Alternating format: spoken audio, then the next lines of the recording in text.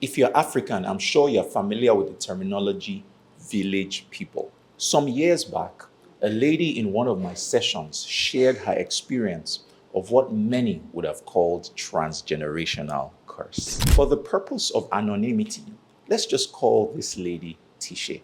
She said to me, "Bankole, do you know my parents desperately wanted to have a boy? They had had 3 girls and then they tried again. Guess what? They had me." She said her mother never failed to tell her anytime she did anything wrong, "You know I didn't want to have you. I always wanted a boy." This lady developed tomboy tendencies, unconsciously trying to gain her mother's acceptance. Later in life, she got married and got pregnant. Her first child was a boy, and for some weird reason, she was depressed, but she felt she could try again. She got pregnant with the second child and went to check the gender of the child with her sister.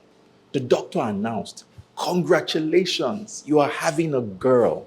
And as soon as she heard the news, her countenance immediately fell. Then her sister noticed and said to her, "Wow, Tishe, do you know you look like mom right now?" Tishe responded and said, "God forbid, how dare you say that about me? But this is exactly how mom treated you. And if you're not careful, you will treat this unborn child exactly the same way." It was at that point that the scales fell off her eyes. Then she realized that in spite of the fact that she detested how her mom treated her, it did not stop her from acting exactly like her mom.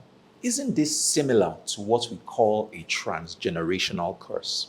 Untreated neurological patterns that are handed down from one generation to another. We have realized that most parents end up parenting like their parents, in spite of the fact that they detested how they were parented. They vowed to not act like their parents, yet did nothing to address the trauma, only to carry over the course that their parents did not pass. The reason people struggle to advance isn't because they do not have fast legs.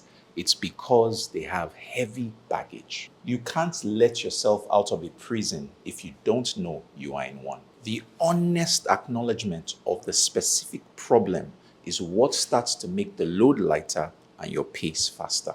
So take a deep dive into why you act the way you do and make a commitment to address past trauma. Don't be your own village people. It's time to recode.